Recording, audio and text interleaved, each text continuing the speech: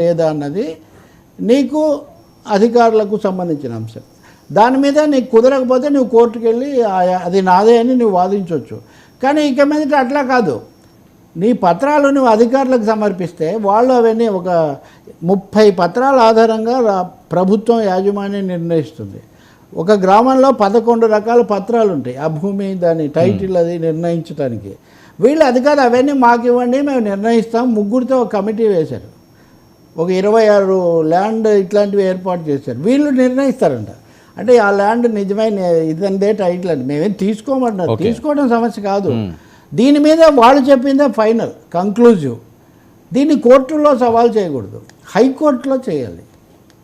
అంటే ఒక ఊర్లో ఒక రైతుకు లేదా ఒక చిన్నవాడికి ఆ భూమి తనది కాదు అవును నిరూపించుకోవడానికి వాడు హైకోర్టు దాకా వెళ్ళడం అనేది మనం ఊహించగలమండి. అయితే దీనికి 2 ముఖాలు ఉన్నాయి. ఇటు కేంద్రం ఆశీస్సులు ఉన్నాయి, ఇటు రాష్ట్ర ప్రభుత్వం కూడా పెట్టింది.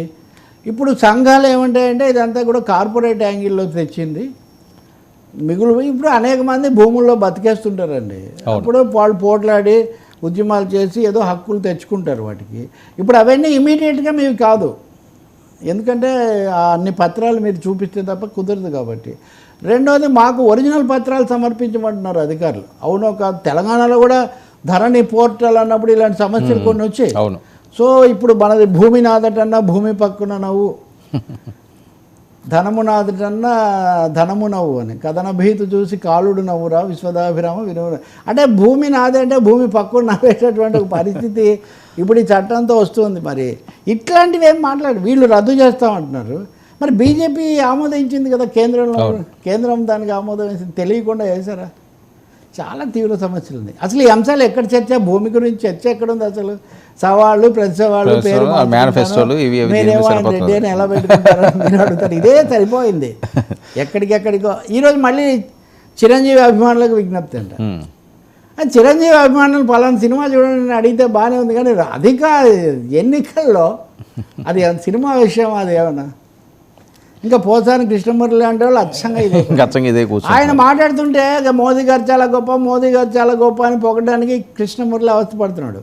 ఈరోజు అదృష్టవశాత్తు వేరే భాష దూషణలు అవి తక్కువగా ఉన్నాయి, కానీ చంద్రబాబు మోదీని దుర్వినియోగం చేస్తున్నాడని ఈయనేదో చెప్పడానికి వీళ్ళకి ఎందుకండి, వాళ్ళ తండ్రులు వాళ్ళు పడతారు, వాళ్ళు తెలియక చేస్తున్నారు వాళ్ళు. అందుకని ఏదో తికమక పెట్టేస్తున్నారు. రైట్ సార్, ఏంటి గ్లాసు గుర్తుకు ఊరట అని చెప్పి న్యూస్ నిన్న మనం చర్చించుకున్నాం. ఇది ఏదో 24 గంటలు టైం ఇచ్చినట్టున్నారు. అంటే ఈరోజు హైకోర్టులో పూర్తి వివరాలు ఇంకా మనం చూడాలి. వాళ్ళు ఉన్న చోట వరకు దీనివల్ల ఇబ్బంది రాకుండా చూస్తామని చెప్పినట్టున్నారు. అంటే ఉదాహరణకు పార్లమెంట్ సీట్లు 2 చోట్ల పోటీ చేస్తుంది జనసేన.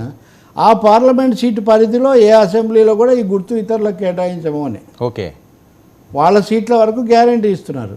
మిగిలిన సీట్లలో కూడా ఇవ్వకూడదు అన్నది అది మటుకు మేము పరిశీలించి చెప్తామని వాళ్ళు ఇంకొక సమయం తీసుకుంటాము అని ప్రయత్నిస్తామని చెప్పారు. అందుకనే నేను చూస్తే ఉదయాన్నే ఇప్పుడు యాజ్ యూజువల్ హైకోర్టు తీర్పు జగన్కు షాక్ అని కొన్ని హెడ్డింగ్ చూసే వస్తూ మళ్ళీ నేను సోషల్ మీడియా కాదు సార్, పెద్ద మీడియానే. అది అయిన తర్వాత మళ్ళీ నేను చూస్తే వాళ్ళ పత్రికలోనే